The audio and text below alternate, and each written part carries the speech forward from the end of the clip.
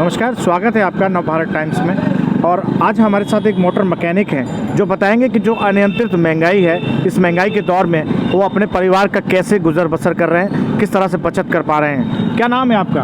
मोहम्मद कामरान। कामरान जी, आज जो समय महंगाई जो बढ़ रही है लगातार, आपकी दुकान किस तरह से चल रही है, आपका परिवार कैसे चल रहा है? काम धंधा एक तरह बिल्कुल ख़त्म हो चुका है। काम धंधे की पोजीशन बहुत ज़्यादा ख़राब है। काम धंधा समझ लो कि बिल्कुल ही नहीं रहा है। सुबह आते हैं ये सोच के चलो दुकान पे आएंगे, कुछ काम धंधा करेंगे, कोई कस्टमर आएंगे, दिन भर बैठ के जा रहे हैं, कुछ भी काम नहीं है।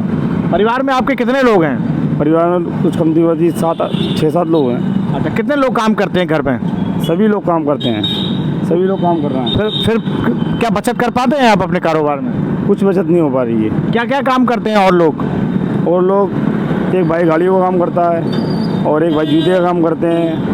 तो इस टाइम पे कुछ भी बचत नहीं हो पा रही है, कुछ भी काम नहीं हो पा रहा है, बल्कि कर्जदार होते जा रहे हैं। ना तो बच्चों की पढ़ाई हो पा रही है, ना खाने पीने का खर्चा पूरा हो पा रहे हैं। दुकान पे आस लगेगा कुछ काम आएगा तो दुकान पे कोई कस्टमर नहीं आ पाता। जब से ये नोटबंदी वगैरह हुई है, लॉकडाउन वगैरह लगे हैं, इससे स्थिति और ज़्यादा दिन ब दिन ख़राब होती जा रही है। हमारे साथ हैं एक कारोबारी, उनसे जानते हैं कि महंगाई के दौर में किस तरह से वो अपने कारोबार को चला रहे हैं, क्या क्या समस्याएं झेल रहे हैं। सबसे पहले आप अपना नाम बताइए। सैयद इब्राहिम हुसैन जैदी। जैदी जी, क्या कारोबार है आपका? होटल व्यवसाय है। मैं इस होटल में एज ए प्रबंधक हूँ जो है। और आज का जो दौर है, महंगाई लगातार बढ़ रही है, कारोबार की क्या स्थिति है, कैसे चलाते हैं आप? कारोबार की स्थिति तो कुल मिलाकर के बहुत ही ज़्यादा ख़राब है। कोविड के बाद से कारोबार की स्थिति थोड़ी सी सुधरी है, लेकिन गवर्नमेंट ने जो इतने सारे टैक्स लगा रखे हैं उससे काफ़ी परेशानी है। अब देखिए, जो होटल में जो वेटर हैं काम करते हैं, पहले एक सर्विस चार्ज लिया जाता था जो कि वेटरों का हक़ होता था। गवर्नमेंट भी पहले सर्विस चार्ज लेती थी, अब गवर्नमेंट ने सर्विस चार्ज को बिल्कुल ख़त्म कर दिया है। वेटरों को 7,000, 8,000, 9,000 रुपये सैलरी मिलती है, लेकिन वो मोस्टली डिपेंड रहते हैं सर्विस चार्ज पे जो है। अब सर्विस चार्ज ख़त्म कर दिया है। उससे भी जो होटल व्यवसाय से जुड़े हुए हैं, जो वेटर हैं, जो सर्विस करते हैं, उनको काफ़ी दिक्कत का सामना करना पड़ा है। अभी तक 18 जुलाई से पहले जो कमरा 999 तक था, उसमें कोई भी टैक्स नहीं था। अब सरकार ने, चाहे वो 100 रुपये का कमरा हो या 500 का हो, उसके ऊपर 12% टैक्स लगा दिया है। ये हमारे लिए भी सरदर्दी है। और दूसरा, जो गरीब परिवार का लोग जो आते हैं, जो 500-600 रुपये का कमरा लेते हैं, उनको 12% टैक्स और देना पड़ेगा।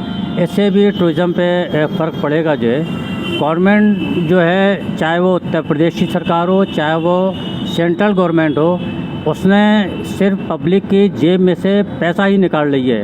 अब देखिए, इन्होंने एक टैक्स लगा दिया 25 किलो की जो पैकिंग है, उस पर साहब कोई टैक्स नहीं है। गरीब आदमी 2 किलो, 5 किलो, 8 किलो के पैकिंग ख़रीदता है, जो है 2 किलो की, 1 किलो की ख़रीदता है, उस पर तो टैक्स है। बड़ा आदमी जो है वो 25 किलो की, 50 किलो की पैकिंग ख़रीदता है, उसके लिए कोई टैक्स नहीं है।